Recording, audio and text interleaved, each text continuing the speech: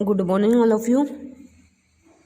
बेटा आज हम अपना स्नैपशॉट के first lesson the summer of the beautiful white horse summary के बारे में डिस्कस करेंगे। The summer of the beautiful white horse rolls around two Armenian boys. The boys belongs to the Garoghlanian tribe.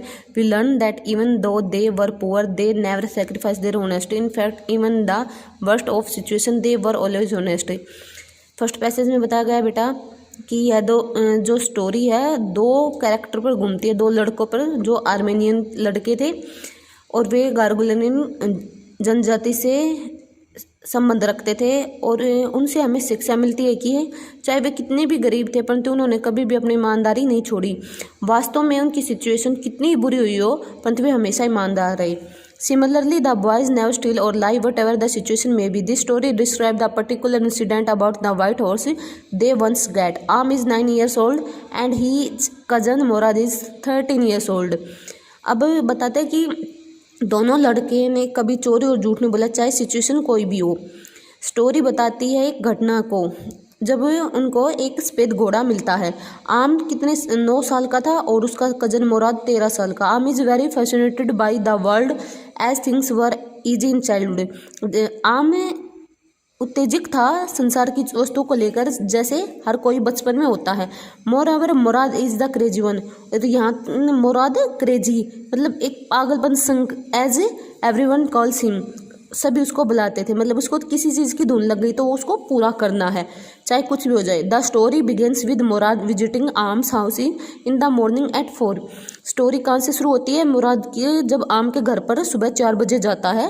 To आम surprise Murad has a boat a beautiful white horse which he is riding. और आम surprise होता है क्यों? मुराद के पास एक सफ़ेद सुंदर घोड़ा था जिस पर वह घुड़सवारी कर रहा है।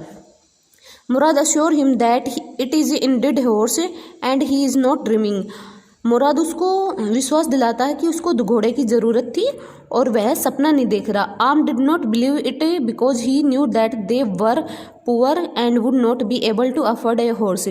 आम को विश्वास नहीं हो रहा क्योंकि वह जानता था कि वे बहुत गरीब है और वे एक घोड़ा खरीदने के कभी भी योग्य नहीं है। Therefore, the two boys kept the horse with them for weeks. They used to ride it and sing to it. However, the boys did not let the world know they have a horse. लड़कों ने क्या किया? घोड़े को छिपा कर रखा कई सप्ताह तक और वे उस पर घुड़सवारी करते और गाना गाते साथ में, यहाँ तक कि संसार में किसी को भनक तक नहीं पड़ने दी कि उनके पास एक घोड़ा है। They were keeping him at a barn of a desert vineyard. वे उसको एक सुनसान अंगूर के बाग में छिपा कर रखते थे, जहाँ बान होता जहाँ पर पशुओं को रखा जाता। After a while Aram finds out that Mourad stole the horse from John Byro. Aram को पता चल जाता कि मुराद ने जॉन बियारो का घोड़ा चुराया। Thus they made a plan of not returning it to him although they had second doubt about keeping it due to their इथीस।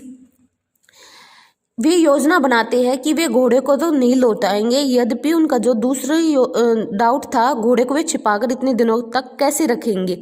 Finally one day John sees the boys with the white beautiful horse.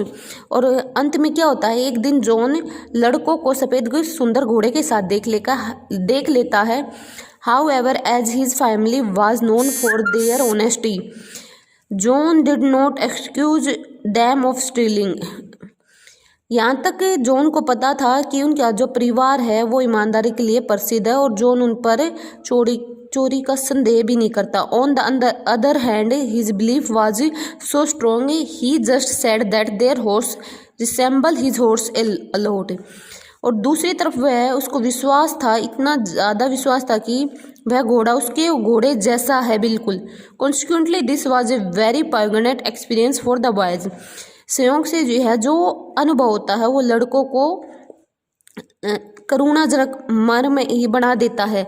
They decide to return the horse and John found it at the vineyard the next day. और वे निर्णय ले लेते हैं कि वे घोड़े को वापस कर देंगे और जॉन अगले दिन अपने अंगूर के बाग में अपने घोड़े को पाता है। John gets very happy. John बहुत खुश होता है and says the news with arms mother. और यह खुशी की बात वह आर्म्स की माँ के साथ बांटता है। We also see that his horse His horse is now healthier, well behaved and more decent than before. अब हम भी देख रहे हैं कि जो जॉन बियारो का घोड़ा था वो पहले से हेल्दियर, वेल बिहेव्ड, मोर डिसेंट, मतलब पहले से ताकतवर, अच्छा व्यवहार और सभ्य हो गया है। इस स्टोरी से हमें शिक्षा मिलती है कि बेटा हमें हर परिस्थिति में ईमानदार रहना चाहिए, हमें कभी भी चोरी और झूठ नहीं बोलना चाहिए।